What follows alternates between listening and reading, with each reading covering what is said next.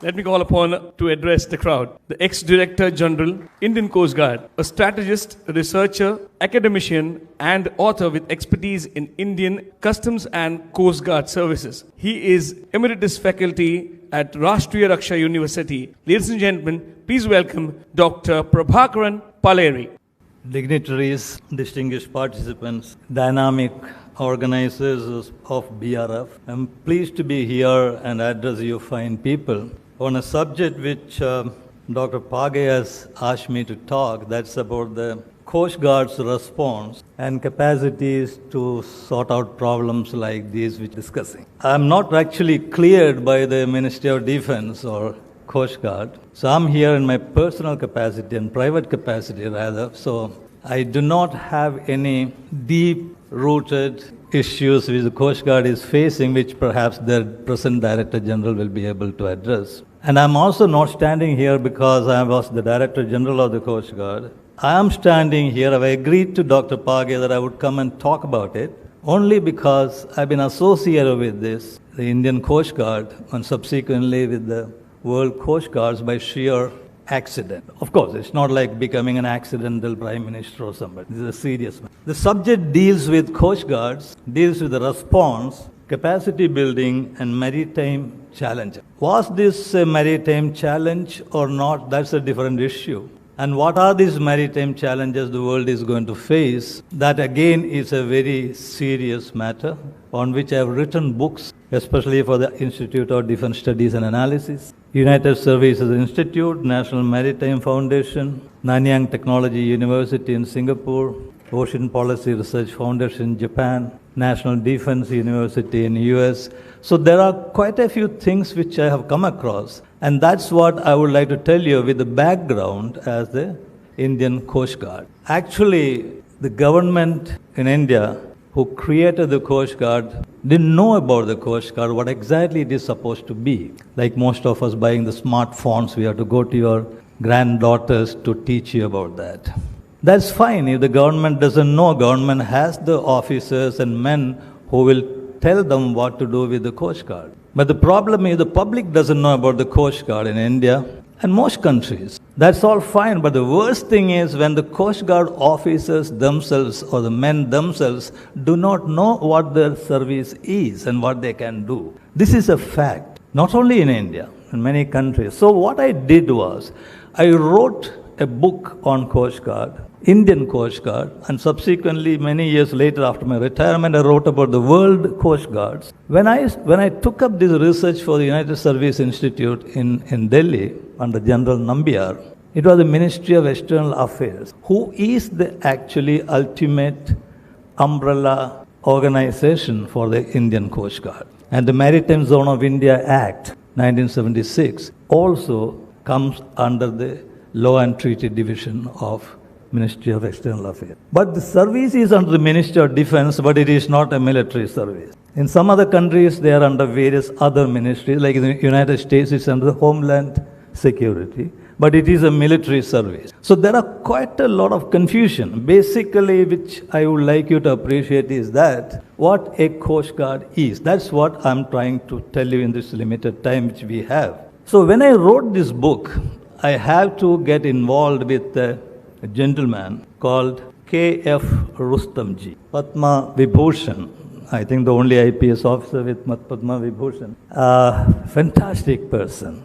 He was retired, living in Nana Chowk, and the admiral who was the Director General at that time recommended me to meet him and get to know about all this. Khusro F. Rustamji was a very unique person who was the one who raised the border security force. He knew how to handle certain things. There are quite a lot of things to talk about him, and he told me with emotion about the Indian Coast Guard. He was retired, he was relaxing, and they just had a scotch with him, and the second peg I have to fill for him. Regularly I used to visit him. That's where I learned what was the background of it. But here, like a film shooting, I will cut and go to another scene. That is the 1971 war. In 1971 war, I was in the Navy, I was in the Western Naval Command. I was a young officer. Of course, I am young now also, I'm not bothered about it. Mr. Joseph has told me some time back. In 1971 war, It was a great war which we fought. That perhaps is the best war ever fought in the last 35,000 years since the first war was fought. What is so special about 1971 war was it had all the flaws which a war can have. There was friendly firing, there was various other things. People died who would not have been dead. A ship sank, submarines torpedoed. Everything happened, but still I feel that is the best war ever fought in the world. But within 3 years' time, the Navy had a problem. That problem was not caused by Pakistan. That problem was caused by those who were jealous of us, who got frightened of India. I'm still studying that.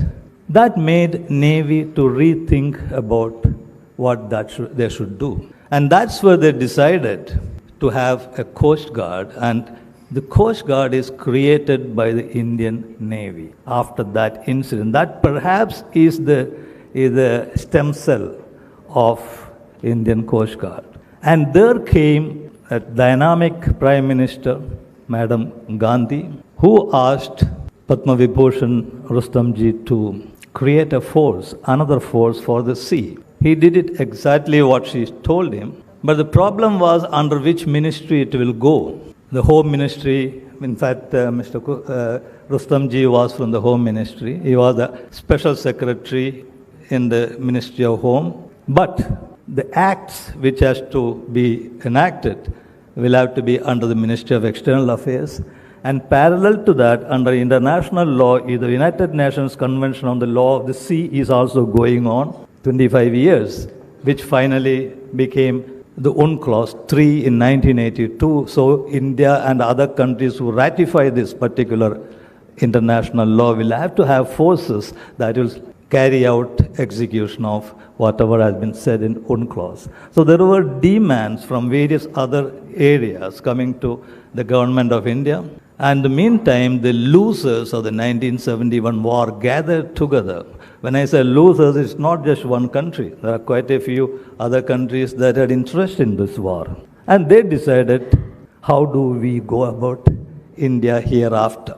So Bhutto started the nuclear activities. They got the support from various other countries. And what we have witnessed on 26/11/2008 is actually the offshoot of all that. And we don't know what all things are going to happen further. This is the game of the weak. Terror is the game of the weak to overcome the stronger entity. So if we look at that, the Indian Coast Guard was born with respect to various activities. One of them was the loser's mindset that prompted us to have something to protect ourselves. So, in 1977, we had a Coast Guard with Morarji Desai inaugurated. 1978, the Act came into force. That is on 19th August 1978, yes. And 1st February 1977, we already had a Coast Guard borrowed from the Navy because Navy wanted to separate certain activities, especially law enforcement, from it so that they can focus on war fighting. And if they are focused on war fighting, they cannot be caught in other activities where they can slip. But that was the reason at that time. So this act, when it was made, I was with the customs. There was a new organization called Customs Marine Organization, again created by Madam Gandhi. And this came up during the emergency. And that was required, like how to control black money and parallel economy, etc. That also I was there, and we had certain activities going on the west coast of India. And quite a lot of things have been done in that. And that department was supposed to come to the Coast Guard, which I was one of them, and I said that was not necessary, and I was taken into the Coast Guard, and we retained that for the customs commissionerates subsequently, which is there now all over India. But is it necessary? Yes, that particular force is necessary because under the law of the sea, the customs have got jurisdiction within 24 nautical miles within the contiguous zone. Whereas the police have to have, marine police have to be there for the coastal states and islands because they have to take care of the jurisdiction of the 12 nautical miles. So what is Coast Guard then? Coast Guard has got nothing to do with the coast or guarding. That is a compound word used by the first Coast Guard in the world that belonged to Sweden. Sweden was the first country in the world. That is immediately after the Westphalian Treaty, after the 30 Years' War between the Catholics and Protestants, where nobody won. So they concluded we'll have a different kind of system, a new kind of an order. And that's how the national sovereign states came up, what we see today, and tomorrow the whole concept can change. And Sweden had a Coast Guard. They called it Coast Guard because in the Baltic Sea, it's like a small little lake, so they had a Coast Guard, and then subsequently other countries had. Today the world has 127 Coast Guards when I researched on it in 2009. And that publication is available. It is done in Tokyo in Japan, where I worked for one year for the Prime Minister of Japan. Under him, I created this World Coast Guard and Emerging Maritime Threats. That book can be downloaded from the, and I understand last month the Japanese Coast Guard officers, a team has researched how Paleri's book looks now. So they have written a new book called Based on What I Have Done, What It Is Now, kind of a thing. And they have sent me a copy of that. That also will come free for you to download. At that time, there was 127 Coast Guards in the world. But after 2 years, the Sri Lanka also created a Coast Guard. And we, the Indian Coast Guard, helped all of them, like Malaysia, Sri Lanka, and Bangladesh. In fact, I even get calls from Mexico and other countries who do not have Coast Guards to give them suggestions, but I do not know how to help them out. So he says, I have 30 seconds left. So I must tell you that the Coast Guard in India, out of the 127 Coast Guard, is the second best. It can be used for everything the government wants because the law states accordingly. But what is the use of you having a Mercedes if you don't drive it? The government is not using it. I don't say the government. In fact, government is not putting anything which it has to the maximum advantage. So for the government to decide how to use the Coast Guard, how to use the Navy, how to use the forces which they have, which I do not know about the Navy or Army or anybody. But certainly, as far as the Coast Guard is concerned, I can guarantee you, ladies and gentlemen, that this is best, second best in the world. Don't ask me which is the first one, because there can be people who will complain about it. But this is the second best, and the government of India, if they want to, can really use it. And if you have any more doubts, I am certainly available, or you can ask Finns to tell me, or the Rashtriya Raksha University in Lawat, Gujarat can also, I'm in their panel, so I keep on talking about it. Thank you very much for this short break.